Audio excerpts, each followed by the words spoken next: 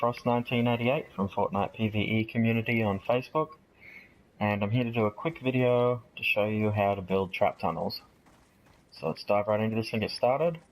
Ideally you want your trap tunnel to look something like this, however these missing sections will obviously be replaced with copies of this.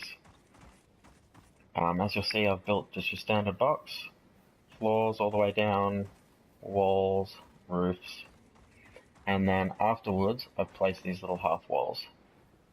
The reason for the half walls is to help slow and delay the zombies, because they'll go around making a path around like that, rather than just running straight through, which is much quicker. So that's your first step to stalling and slowing them. Second, I put retractables all the way down the tunnel, because they're a hard, heavy hitting trap and will kill most things, or at the very least do heavy damage to other zombies that are making their way through. You'll notice on one wall I've put dynamos and another on wallites. This is because the dynamos will do more heavy blast damage to everything in the area, and the wallites will help stun and slow the enemies as they try to make their way through your tunnel. This gives your traps more time to reload and trigger again and again. Gas traps for the roofs, because they do continuous AoE damage and will hit everything in the tunnel as they make their way through it. If you don't have the herbs for gas traps, ceiling electric fields are a fine replacement.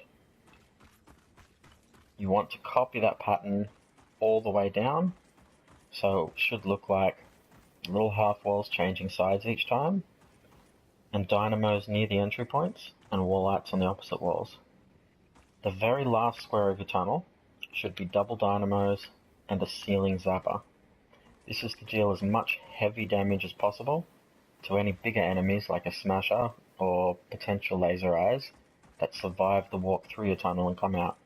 This will make them much easier for you to kill in the long run and finish off before they hit your objective. But this pattern here should be copied all the way through. You don't always have the materials for retractable floor spikes, so if needed, you can use wooden floor spikes. They'll also help to slow the enemies, in addition to dealing minor points of damage to them. But ideally this is the preferred setup. You'll notice I've got these weird walls on either side of it, and that's to block off the other entryways, because you want to force them to go down one section.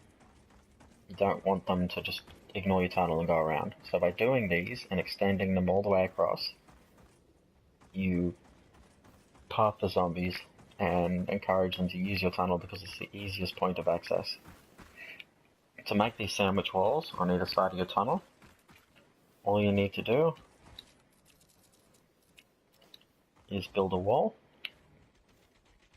swap to your floor, edit out those two squares, and put that half wall. Then you'll place stairs, a wall, and just keep repeating that out. It'll make it so annoying to the zombies that they'll think it's not worth breaking through those constant layers. It's easier just to go through your tunnel. But you want to make sure the tunnel is pointing somewhere near where the zombies are going to spawn from and make their way through. Now, sometimes you might not want to go out 10 squares of the sandwich wall, so what we do is we use a different build. We make a larger tunnel, 3 tiles wide, and you want it to be 3 tiles long. It's just, this is all I could fit on here. In each section, you want these centers to be the half walls, all the way across, and then you want those little patterns there again. All of your roofs should be covered in gas traps, all along. The walls should be wall darts, dynamos on those center half walls, and on your floors, you'll want to use floor freeze traps or wooden floor spikes. That's because in this tunnel design, you don't have wallites. So your way of slowing and stalling the enemies in time for your traps to recharge and fire on them again, you're going to use the floor in place of that. So floor freeze traps or wooden floor spikes to give your traps more time, but you want this tunnel to be 3 tiles long. Wall darts have a range of 3 tiles, so 1, 2, 3, which is why we build it 3 tiles wide. And that way everything that walks through is getting hit by wall darts from both sides. Always going through. So they'll go through, they get hit by dynamos, wall darts, slowed on the spikes of floor freeze, and continuously take damage from all of the gas traps you have going through the tunnel. And then once again, you can just add and build those sandwich walls I showed you earlier on either side of this. This could also be narrowed down to 2 tiles wide if that's all that's needed. But if you're going to do the 1 tile range tunnel, I recommend using this build as it's more efficient than that wider build. However, obviously this one's going to be more efficient in the other wider build than the smaller build if you've got a large area to build over. Whatever you do, don't shoot or throw grenades or anything down into your tunnels. Wait for the husks that do manage to get through your tunnel and survive, and then start shooting and finishing them off. Don't want to risk blowing a propane up or angering a smasher into smashing through everything and attacking you. You built the tunnel for a reason, use it to your advantage.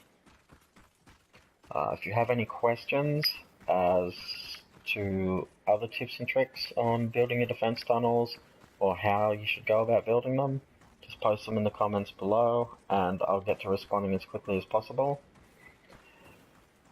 And that should just about sum up trap tunnels.